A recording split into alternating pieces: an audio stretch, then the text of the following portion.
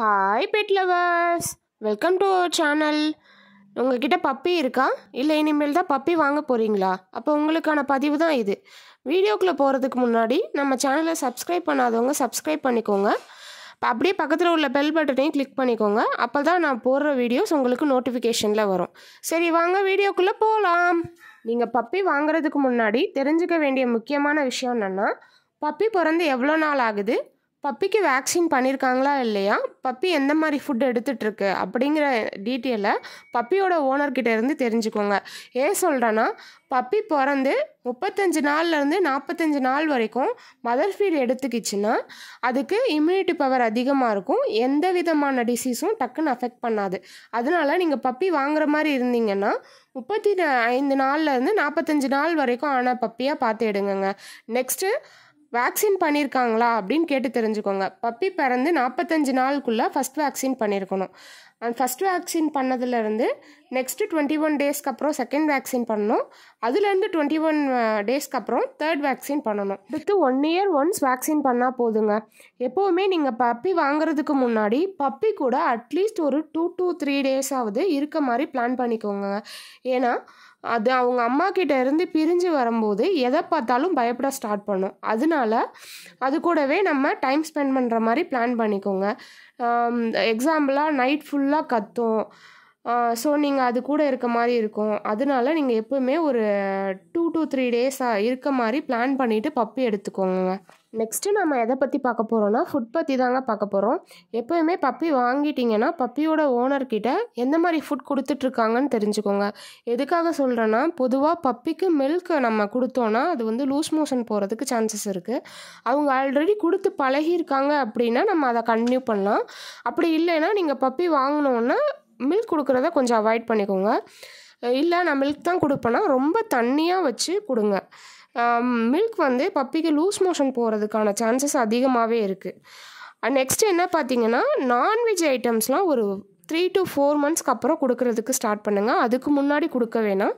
செரிமான பிரச்சனை நிறையவே வருங்க. அதுக்கப்புறம் நம்ம சாப்பிட்ற ஜங்க் ஃபுட்லாம் அவாய்ட் பண்ணுறது ரொம்பவே நல்லது. ஏன்னா அதில் இருக்க ஆனியன், கார்லிக்லாம் பப்பிக்கு செட் ஆகாமல் லூஸ் மோஷன் போகும்.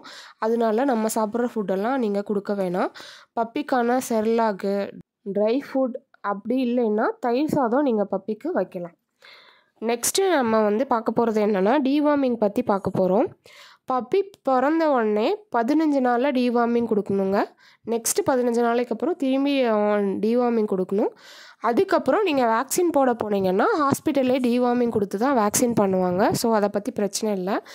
3 வேக்சின் பண்ணதுக்கப்புறம் 3 மாதத்துக்கு அப்புறம் நீங்கள் டீவார்மிங் கொடுக்கணும். அதுவும் லிக்விடாக தான் கொடுக்கணும், டேப்லெட்டாக கொடுக்கக்கூடாது.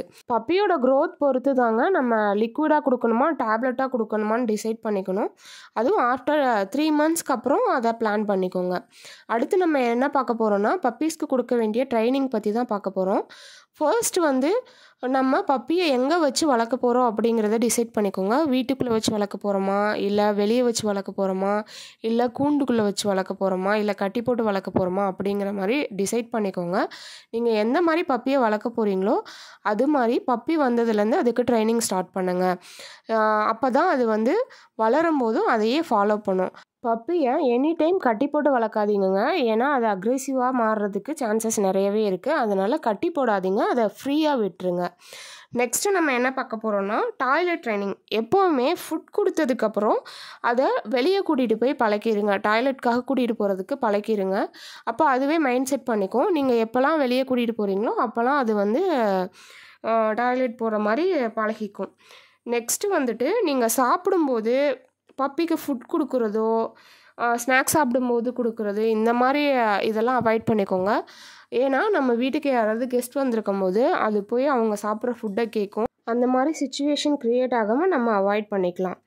நெக்ஸ்ட்டு பப்பியாக இருக்கும்போது நம்மளோட கையை கடிக்கிறது, இல்லை செப்பலை கடிச்சு போடுறது, எது கடிச்சாலும் கடிச்சு போடுறது, இந்த மாதிரி அதை ஃபாலோ பண்ணும்.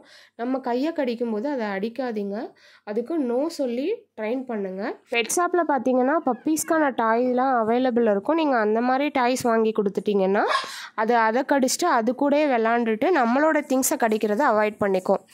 நெக்ஸ்ட்டு நம்ம பார்க்க போகிறது என்னென்னா, பப்பீஸ்லாம் வாங்கினோன்னா நைட் டைமில் கத்துங்க. இது இப்போ பப்பீஸோட நேச்சர் தான். இது ஒரு 2-3 டேஸ் வந்து கண்டினியூ ஆகும். பப்பிக்கு குளிர்தான் மட்டும் பார்த்து செக் பண்ணிக்கோங்க. அந்த மாதிரி இருந்ததுன்னா ஒரு வார்ம் கிளாத் போட்டு கவர் பண்ணி தூங்க வச்சிட்டிங்கன்னா அது தூங்கிடும். ஆஃப்டர் 2-3 டேஸ்க்கு அப்புறம் அது நம்ம வீட்டில் தூங்குறதுக்கு பழகிடுங்க. நான் கொடுத்த இன்ஃபர்மேஷன்லாம் உங்களுக்கு யூஸ்ஃபுல்லாக இருக்கும்னு நம்புகிறேன். மேலும் டாகை பற்றி ஏதாவது தெரிஞ்சுக்கணுன்னா நீங்கள் கமெண்ட் செக்ஷனில் கமெண்ட் பண்ணுங்கள். பெட்ஸ் மற்றும் பெட்ஸ் சம்மந்தப்பட்ட டீட்டெயில்ஸ் பற்றி தெரிஞ்சுக்கணுன்னா நம்ம சேனலை சப்ஸ்கிரைப் பண்ணிக்கோங்க. இந்த வீடியோ உங்களுக்கு பிடிச்சிருந்ததுன்னா லைக் பண்ணுங்கள், ஷேர் பண்ணுங்கள், கமெண்ட் பண்ணுங்கள். தேங்க்யூ.